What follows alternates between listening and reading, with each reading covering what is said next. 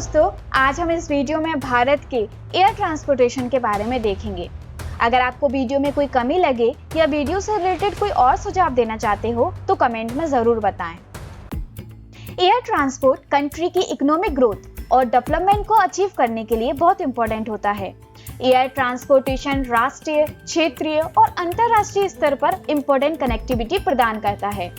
ये trade generate, tourism को बढ़ावा देने और एम्प्लॉयमेंट जनरेट करने में मदद करता है। एयर ट्रांसपोर्टेशन बहुत इंपॉर्टेंट होता है किसी भी देश के लिए, क्योंकि एयर ट्रांसपोर्टेशन की हेल्प से हम एक जगह से दूसरी जगह कम टाइम में पहुंच सकते हैं। एयर ट्रांसपोर्टेशन हमारे लिए तब और इम्पोर्टेंट हो जाता है जब नेचुरल डिजास्टर जैसे अर्थक्वेक, फ्लड, सुनामीज आते हैं, क्योंकि एयर ट्रांसपोर्टेशन की मदद से हम उस जगह पर पहुंचकर वहां के लोगों की मदद कर सकते हैं। भारत वर्ल्ड का third largest civil aviation market है। भारत के पास एक बहुत बड़ा सिविल एयर ट्रांसपोर्टेशन नेटवर्क है और इंटरनेशनल एयर ट्रांसपोर्ट एसोसिएशन के अनुसार ये दुनिया में सबसे तेजी से बढ़ते एविएशन मार्केट में से एक है। भारत की पहली कमर्शियल एविएशन फ्लाइट 18 फरवरी 1911 को हुई थी, जिसने सिर्फ 10 किलोमीटर का डिस्टेंस कवर किया था। सिविल एविएशन इस टर्म का मतलब होता है फ्लाइट और एयरक्राफ्ट जो यूज किए जाते हैं पर्सनल और बिजनेस पर्पस के लिए, जैसे कि गुड्स और पैसेंजर को ट्रांसपोर्ट करने में। DGCA directorate general of civil aviation Bharat में सिविल एविएशन से रिलेटेड सारे नियमों को मेंटेन और लाइसेंस जारी करने के लिए जिम्मेदार है, जो कि भारत में 1931 में बनाया गया था। DGCA रिस्पॉन्सिबल होता है एयर सेफ्टी और एयर ट्रांसपोर्ट सर्विस के रेगुलेशन में। Air authority of India AAI aviation से रिलेटेड इंफ्रास्ट्रक्चर के लिए रिस्पॉन्सिबल होता है AAI। Airport authority create, upgrade और मेंटेन करता है सिविल एविएशन के इंफ्रास्ट्रक्चर को। एयर ट्रांसपोर्टेशन सबसे ज्यादा fastest, safest, costly mode of transportation होता है। फास्टेस्ट मींस ऐसे है क्योंकि लगभग फ्लाइट की एवरेज स्पीड 750 से 850 किलोमीटर की होती है, जो कि काफी ज्यादा स्पीड है बाकी की अदर मींस ऑफ ट्रांसपोर्टेशन से। सेफेस्ट मींस ऐसे है अगर दूसरे मोड ऑफ ट्रांसपोर्टेशन से कंपेयर करें तो एयर ट्रेवल में बहुत कम डेथ्स होती हैं। अगर फिर भी कोई फेलियर आता है सिस्टम में तो इसके लिए बैकअप सिस्टम और आधुनिक तकनीक से लैस रहता है एयर ट्रेवल।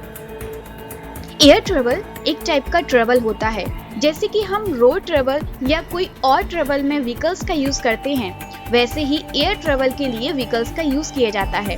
व्हीकल्स में कई सारी व्हीकल्स आती हैं, जैसे कि airplanes, helicopter, jet aircraft, hot air balloon, blimps, glider, parachutes वगैरह। एयरप्लेन्स यानी हवाई जहाज, इसमें दोनों साइड विंग्स रहते हैं और एक या एक से ज्यादा इंजन्स होते हैं जिससे ये फ्लाई करता है हवा में। जेट एयरक्राफ्ट ये भी एयरप्लेन्स होते हैं जो जेट इंजन से चलते हैं और एयर कंबशन में आसपास की एयर का यूज करते हैं। हेलीकॉप्टर ये एक एयरक्राफ्ट होता है जिसमें एयरप्लेन्स की तरह विंग्स की प्लेस पर बड़ी बड़ी 2 ब्लेड्स होती हैं। हॉट एयर बलून ये एक बहुत बड़ा बलून होता है जिसमें गर्म हवा भरी रहती है। इनको ज्यादातर व्यूज देखने के लिए और टूरिस्ट के द्वारा यूज किया जाता है। ब्लिम्प्स ये बहुत हल्का होता है एयरक्राफ्ट से, जिसमें यूज की जाती हैं हल्की गैसेस।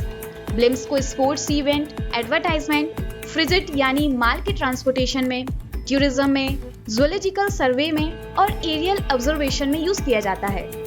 जिपलिन ये भी ब्लिम्प्स की तरह एयरशिप होती है। ग्लाइडर ये एयरक्राफ्ट होता है एयरप्लेन्स की तरह बट बिना किसी इंजन के, इसमें हैंगिंग ग्लाइडर भी आते हैं।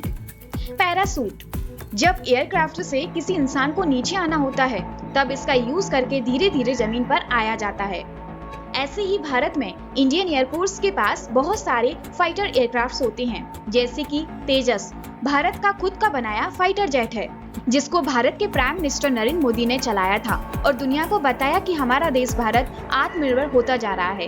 तेजस के अलावा राइफल, Su-30 MKI, प्रचंड, MiG-21 और MiG-29, बोइंग, जगुआर और मिराज जैसे कई फाइटर एयरक्राफ्ट्स हैं। एयर ट्रेवल जनरली 2 टाइप्स का होता है, नेशनल या डोमेस्टिक फ्लाइट। जब हम सेम कंट्री में से एक से दूसरी जगह पर जाते हैं उसे डोमेस्टिक फ्लाइट बोलते हैं। और इंटरनेशनल फ्लाइट जब हम एक कंट्री से दूसरी कंट्री में जाते हैं तो उसे इंटरनेशनल फ्लाइट बोलते हैं।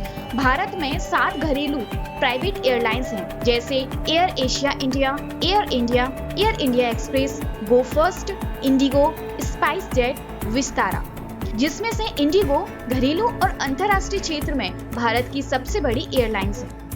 भारत के पास लगभग 34 इंटरनेशनल और 100 से भी ज्यादा नेशनल और डोमेस्टिक एयरपोर्ट्स हैं।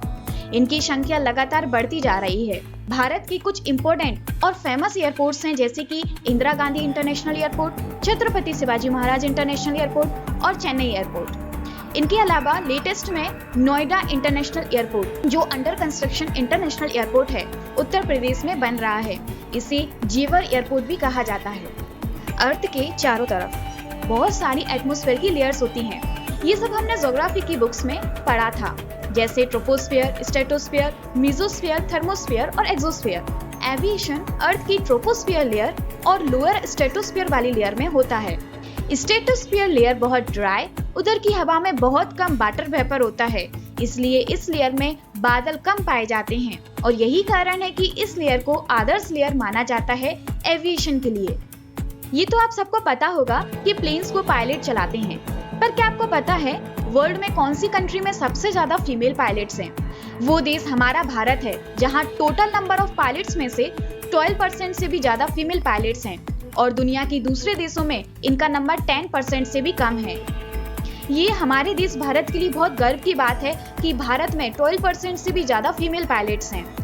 भारत में अभी लगभग 3% लोग ही एयर ट्रांसपोर्टेशन का यूज करते हैं, जिसमें ज्यादातर हाई क्लास वाले लोग आते हैं, क्योंकि एयर ट्रांसपोर्टेशन बहुत कॉस्टली होता है।